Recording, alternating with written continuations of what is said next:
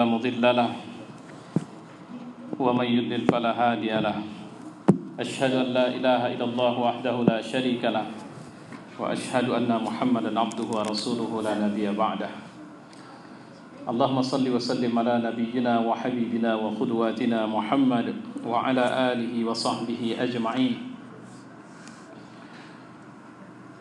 فيا عباد الله اتقوا الله وقال الله في القرآن أعوذ بالله السميع العليم من الشيطان الرجيم بسم الله الرحمن الرحيم إذا جاءك المنافقون قالوا نشهد إنك لرسول الله والله يعلم إنك لرسوله والله يشهد إن المنافقين لكاذبون. Jika datang kepadamu orang-orang munafik yang mereka itu mengatakan kami bersaksi bahwa sesungguhnya engkau adalah Rasulullah, dan Allah mengetahui bahwa sesungguhnya engkau memang Rasulullah, dan Allah bersaksi bahwa sebenarnya orang munafik itu pendusta. Shadaqallah wa shadaqa rasuluhu wa ba'du. Jamaah Jumat yang mulia, kita mensyukuri nikmat yang Allah kasih kepada kita.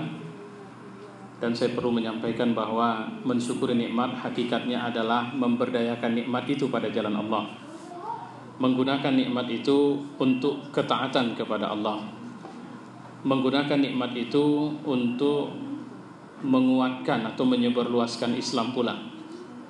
Karena seseorang yang mendapat nikmat tapi memberhentikan nikmat itu pemanfaatannya hanya pada dirinya sendiri, maka itu menandakan ketidakpahamannya terhadap nikmat dan pemanfaatan yang harus dilakukan.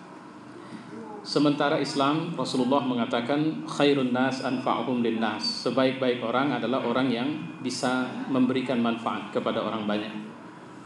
Pemimpin, dia bisa memberi manfaat kepada rakyatnya. Ulama bukan dari kedalaman ilmunya, bukan dari kefakihannya, tapi dari berapa banyak orang yang bisa terketuk hatinya menerima hidayah, menjalankan kebajikan karena tausiah, karena ilmu yang diberikan Allah kepadanya. Orang kaya juga dirasakan manfaat pengaruh kayanya pada orang-orang miskin, dan semuanya.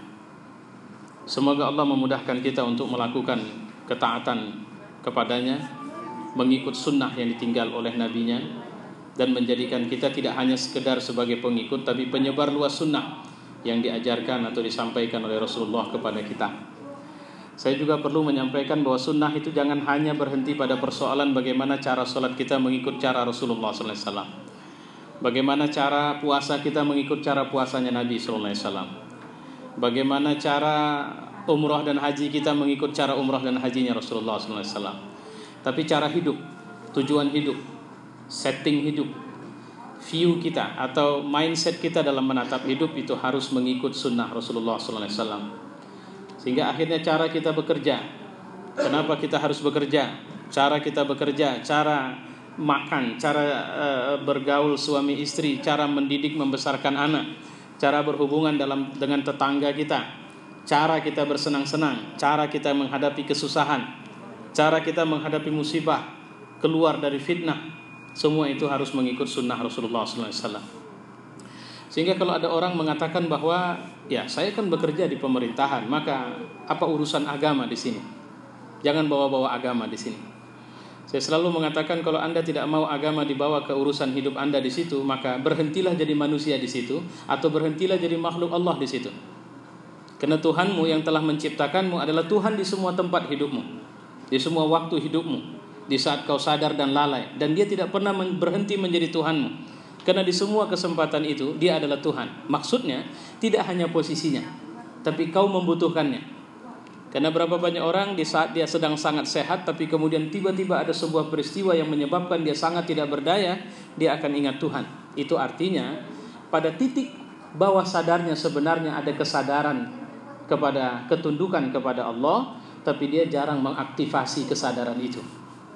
Itu yang sering membuat dia terkadang takabur. Kita ambil contoh lah. Saya tidak tahu dan saya tidak bisa membayangkan apa yang terjadi pada waktu Air Asia kemarin jatuh. Tapi peristiwa detik-detik menjelang kejatuhan kita bisa hampir memahami atau bisa memastikan, tentu Allah lebih tahu atas semua itu, bahwa siapapun manusia di atas pesawat itu semuanya histeris, panik. Dan hanya ada satu yang paling mereka ingat waktu itu, Tuhan. Dan terserah mereka membahasakannya apa. Saya khilaf, saya ada membaca sebuah artikel jatuhnya pesawat di satu negeri di Eropa. Juga ada rekaman yang diambil dan detik-detik terakhir itu semua orang di situ berteriak untuk menyebut satu kata, yaitu Tuhan. Artinya, ya mungkin pada situasi tenang, situasi tidak ada masalah, kita mungkin mengira bahwa kita tidak butuh Tuhan karena itu adalah peristiwa sadar kita. Dan sering sekali kita menjadi pembangkang itu di wilayah kesadaran kita. Tapi terus terang itu kenapa? Karena tidak teraktivasinya bawah sadar kita bahwa sebenarnya Allah sudah menginstal kesadaran bertuhan itu di sana. Dan dia sering muncul dalam situasi-situasi tertentu. Ada orang yang kayanya luar biasa. Kemudian dia menghadapi peristiwa sakit yang saya mendengar bagaimana ketika semoga Allah memberi kelapangan, keampunan baginya, Olga Saputra 11 bulan koma. Adiknya Billy mengatakan bahwa kami telah melakukan berbagai upaya. Jadi perobatan dan sebagainya, saya pikir kita bisa memahami dia lakukan itu secara optimal. Tapi ada satu kata yang membuat saya tersentuh. Apa?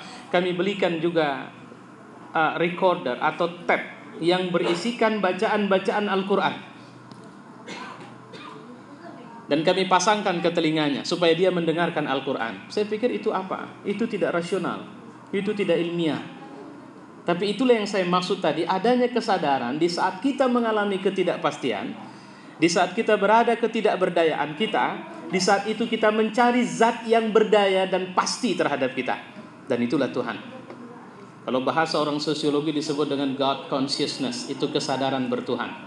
Dan siapapun manusia sampai manusia yang bilang aku tidak perlu Tuhan dalam hidupku pun dia butuh Tuhan.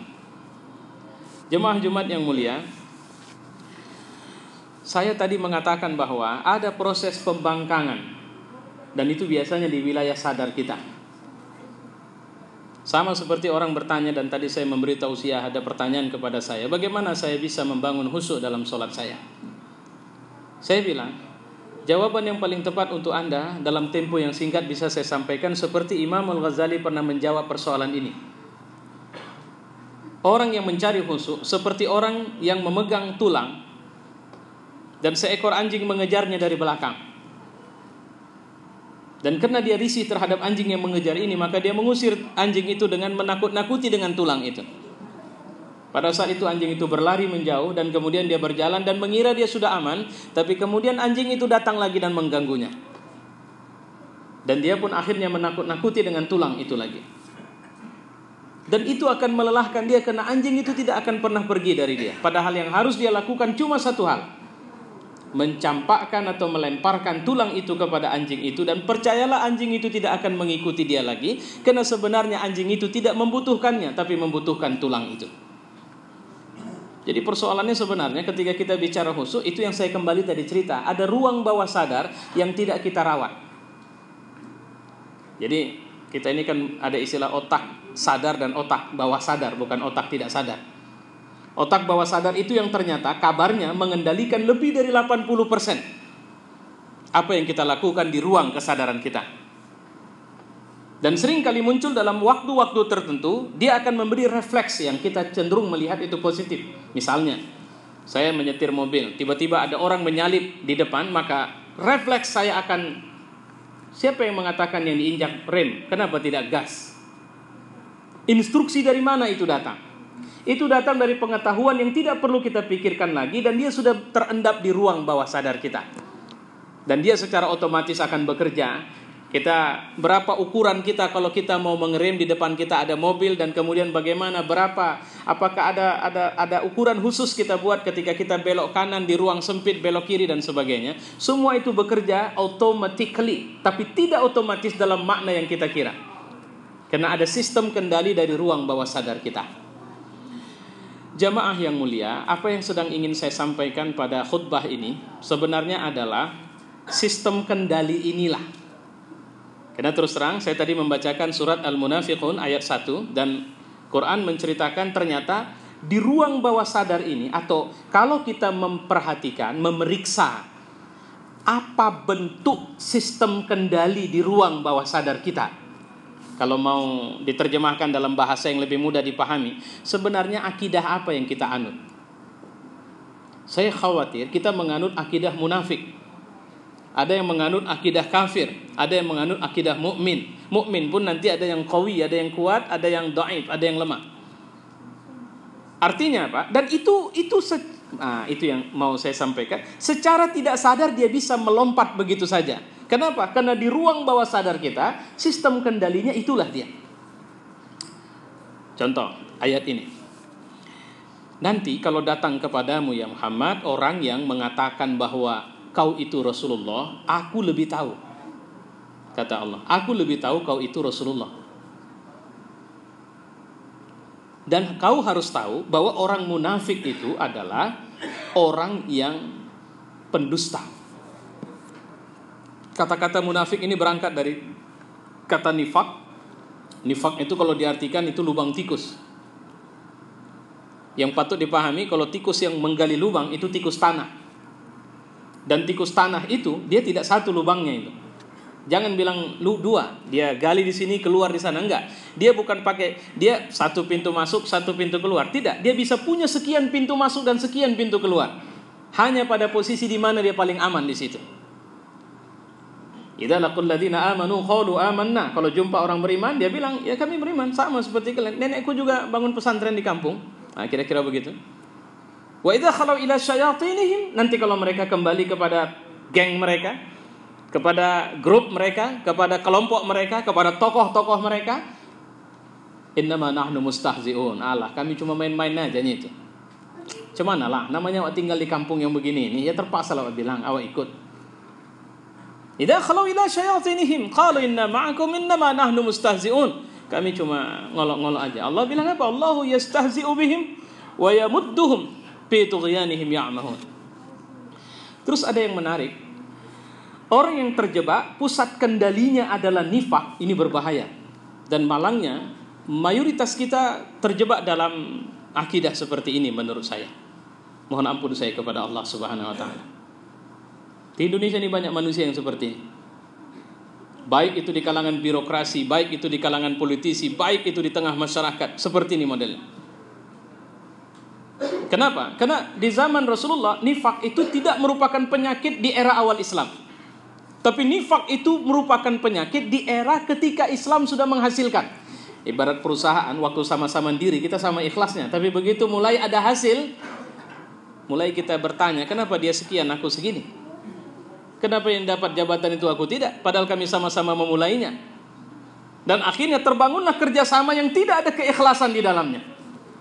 Atau orang yang setelah mendapatkan hasil itu mengira bahwa itu adalah perolehannya dan dia ingin mempertahankan itu dengan cara memprotek halal haram caranya. Dia tidak peduli itu. Dan ini menjadi sumber bahaya dari keutuhan umat Islam. Karena orang-orang munafik ini dia masih berada di dalam saf salat kita, lurus tapi hatinya tidak lurus lagi. Apa ciri mereka disebut dalam surat Munafiqun? Ini menarik ini. Wa idza ra'aitahum tu'jibuka ajsamahum. Kalau kalian nengok mereka, kalian takjub lihat penampilannya. Performa fisiknya mantap. Bisa kita bilang secara ekonomi mereka itu mapan itu. Mereka tidak datang dari kelompok orang-orang hina. Tapi mereka datang dari komunitas orang mulia kalian. Tu'jibuka ajsamahum, bahasa harfiahnya, kalian akan takjub melihat tubuh mereka. Ya, kalau kita bilang penampilannya elegan lah. Enggak nampak dia itu orang bodoh, dia itu orang pintar. Dia tidak datang dari komunitas orang lemah ekonomi, tapi mapan ekonomi. Sama seperti penyakit yang menimpa kaumnya Nabi Syuaib juga menimpa kaum bangsa Indonesia sekarang. Penyakit mereka itu kan korupsi itu. Dan rata-rata koruptor di masa Nabi Syuaib itu adalah orang-orang yang bukan orang susah, tapi orang yang berada sebagai titik penentu kehidupan ekonomi masyarakat waktu itu. Jadi korupsi mereka itu kan mengurangi timbangan. Ya, bentuknya ya itu sama saja, itu korupsi bahasanya. Kalau kita lepas bebaskan, dan itu pengusaha-pengusaha besar yang hidup zaman itu. Itu dari sisi tampilan. Wa yaqulu tasma' liqaulihim. Kalau mereka ngomong, makanya ukuran orang itu bukan ditandai dari ngomongnya. Ibnu Abbas ketika dia mau dialog sama orang Khawarij, Orang Khawarij ini, kata Ibnu Abbas, kalau kalian nengok cara sholat orang itu, risih kalian, miris. Bahasa kita mungkin miris. Kenapa? Nggak ada hebatnya sholat kita dibanding sholat orang itu. Kalau kita nangisnya netes sekali air mata, habis itu tak netes lagi. Orang itu sepanjang sholat bisa nangis. Sujudnya lama, matanya cekung karena banyak menangis, dan terkesan apa istilahnya, mata lelah karena banyak bangun di tengah malam. Hafalan Qur'annya banyak. Ini yang ngomong bukan orang bodoh. Yang ngomong adalah seorang sahabat Nabi yang oleh Nabi SAW didoakan menjadi fuqaha, menjadi orang yang dalam ilmunya. Jadi pada waktu orang Khawarij itu membelot dari Ali bin Abi Thalib, Ali mengutus dia untuk dialog, debat sama orang Khawarij. Itu dia bilang penampilannya itu, jidatnya itu lebih tebal dari lutut unta yang mati itu. Kenapa? Karena sholatnya banyak. Dan kalau sholat, kalian nengok orang itu sholat saja kalian terharu. Nah, kira-kira begitu. Kenapa? Luar biasa orang itu sholat. Tapi Nabi bilang, kalau aku masih hidup dan ketemu mereka, aku perangi mereka sampai mati. Jadi ukurannya bukan performa fisik, bukan kemampuan bicara. Karena kalau kemampuan bicara, mereka nggak ngomong pakai akal, tapi pakai Al-Quran. Asal ngomong keluar ayat, asal ngomong keluar ayat. Subhanallah. Tapi Nabi juga memesankan kepada kita, kalau kalian jumpa dengan mereka, perangi mereka. Itu yang para alim, ada yang menyatakan bahwa, dan saya setuju itu, ISIS itu tergolong Khawarij. Ya, dia Khawarij itu. Ya, makanya ngadapin orang, kita nggak usah jeri ngelihat orang kalau dalam ilmunya nggak ada urusan itu. Tasma' liqaulihim. Kenapa kita bisa mendengarkan dia bicara? Karena luas ilmunya, dalam ilmunya, faqih. Ya. Tapi sebenarnya mereka itu tidak ada artinya. Ka'annahum khusum musannadah. Mereka itu seperti kayu yang bersandar. Artinya, saya mohon maaf mengambil tiang di belakang mimbar saya ini. Ya seperti itu saja, cuma untuk aksesoris saja. Keimanan mereka, keyakinan mereka, ibadah mereka bukan mereka lakukan karena Allah, tapi untuk existing atau kondisi existing mereka, untuk mereka bisa eksis dan kita menyebut mereka sebagai bahagian kita. Jadi hanya target penipuan saja. Bapak mungkin ingat berapa bulan atau tahun yang lalu di Indonesia ini ada orang masuk Islam. Dia dari Malaysia, orang Cina Malaysia masuk Islam, kemudian membuat, kalau saya tidak khilaf, emas syariah. Apa itu namanya? Lembaga semacam, pokoknya jual emas lah. Yang ketika dia mengumpulkan uang sudah sampai ratusan miliar, dan dia dapat sertifikat halal dari MUI atau sertifikat oke, usahanya sesuai dengan syariat, dapat sekian miliar, dia pun lari sampai sekarang nggak kelihatan manusianya. Jadi kalau gitu kita bisa bilang bahwa Islamnya dia kemarin itu hanya sekedar untuk seperti itu tadi, supaya orang tahu saya Muslim. Wah, makanya sama seperti kita. Banyak orang jual misop, cuma ada ayat kursi kita langsung merasa yakin, atau pakai jilbab kita langsung merasa yakin bahwa itu Muslim. Sementara saya kemarin ada lihat di salah satu TV nasional investigasi makanan-makanan itu, apa namanya, bolu Jepang itu, yang bolu pisang istilahnya, ya, yang dari Jepang itu ternyata yang buat itu orang berjilbab, tapi dia tahu betul bahwa dia sumber buat apa, bahan untuk membuat bolu itu ada dari unsur babi. Jadi ukurannya bukan pada penampilan, dan memang berat bagi kita untuk mengukur mereka. Ya, nah ini orang dengan sistem kendali seperti ini orang rusak. Ini orang yang tidak pernah berpikir akhirat. Ini orang yang dia berpikir bahwa dia terlibat dalam kegiatan Islam, tapi dia tidak mau berkorban untuk Islam. Dia hanya terlibat pada posisi enak. Makanya Masya Allah, saya punya pengalaman di dunia politik, bahkan aktif di dunia praktis politik itu 10 tahun saya jadi anggota dewan. Maka saya mengatakan, saya menemukan banyak orang-orang yang bersifat nifak itu datang dari kalangan birokrat dan kalangan politisi. Ya. Kenapa? Di kalangan birokrat, mereka tidak peduli siapa yang memimpin. Selama dia pemimpin, maka dia adalah tuan kita. Dia majikan kita, kita harus melayani dia. Padahal pemimpin itu dia harus melayani, bukan dilayani. Di kalangan politisi, tasma' liqaulihim, mereka selalu bicara kami mengabdi, kami menjaga kepentingan rakyat dan sebagainya. Di ruang kecil 10 tahun itu saya belajar bahwa ada orang yang sengaja memanfaatkan rakyat untuk kepentingannya dengan bahasa-bahasa membela rakyat. Ada orang yang bicara kepentingan rakyat padahal hari-harinya disibukkan. Apa yang bisa kita ambil dari situ? Ini sekedar contoh, tapi saya tidak mengatakan sepenuhnya ruangan itu adalah ruangan buruk, tidak. Tapi kebanyakan itu dipenuhi oleh orang-orang yang sistem kendali akidahnya adalah orang yang tidak punya prinsip. Kalau bahasa Quran, muzabzabina baina dzalik. Mereka berada di antara dua kelompok. Kalau menguntungkan di sini, mereka ke sini. Menguntungkan di sana, mereka ke sana. La ilaha ula wa la ilaha ula. Mereka tidak masuk dalam kelompok yang satu dan mereka tidak masuk ke dalam kelompok yang satu. Maka Allah mengatakan mereka itu akan masuk ke dalam neraka jahanam. Bahkan mereka akan disimpan di dalam keraknya neraka jahanam. Kenapa? Kalau di atas memang nyata-nyata membangkang. Jadi itu khusus untuk orang kafir saja itu, bagian-bagian atas neraka itu. Atau orang-orang mukmin yang memang harus dibersihkan melalui neraka. Tapi mereka disimpan di keraknya neraka karena mereka pun menyembunyikan kekafiran tidak kelihatan.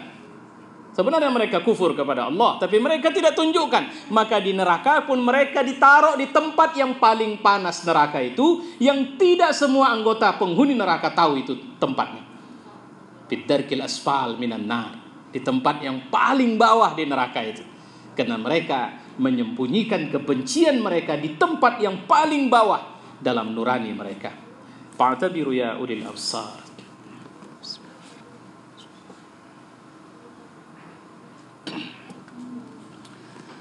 Alhamdulillah, nusalli wa sallimu ala nabiyyina wa habibina wa qudwatina Muhammad wa ala alihi wa sahbihi ajma'in.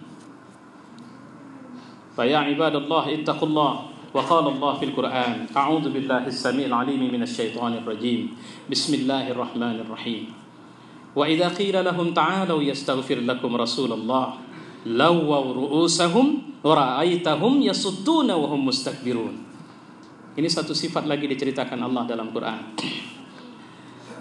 Kalau sholat mereka ikut sholat. Kalau puasa mereka ikut puasa. Kalau haji umroh mereka ikut berangkat. Tapi mereka paling tidak suka kalau ditegur mereka buat salah. Nah kira-kira begitu. Pak, sadarlah Pak. Lawaw ru'usahum. Kalian akan lihat wajah mereka itu. Ra'aitahum yasuddun. Muncul pembangkangannya, wahum mustakbirun, sombongnya pun muncul. Dia lebih suka mengkaji fisik orang. Dia lebih suka menuduh orang. Nah, ini ciri-ciri nifak. Makanya saya selalu mengatakan, berhati-hatilah kepada orang yang selalu memujimu di depanmu. Karena biasanya orang yang memujimu di depanmu dan dia berulang-ulang melakukan itu, padahal kau sudah mengingatkan untuk menghentikan, tapi tetap saja dia melakukan itu ciri nifak. Itu ciri nifak. Karena sebenarnya dia melakukan itu, dia mengira bahwa kau akan menyenanginya. Kau akan membawanya ke semua tempat yang dia sukai dan atau kau sukai. Makanya istilah ABS itu ciri nifak itu. Asal Bapak senang. Ya, di luar di masyarakat tuh banyak model begitu. Maaf cakap, kita dulu pernah marah dengan seorang penjudi yang habis-habisan memberikan bantuan kepada orang susah Islam. Kita bilang itu haram dan sebagainya.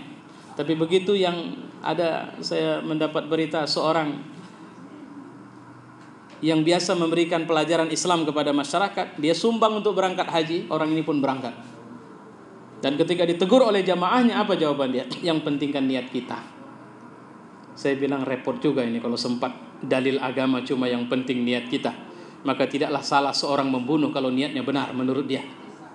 Tidaklah salah seorang berzina kalau niatnya benar menurut dia. Tidaklah salah seorang berinfak dari sumber yang haram kalau niatnya benar menurut dia. Wah ini repot ini. Itu kenapa? Ada unsur nifak.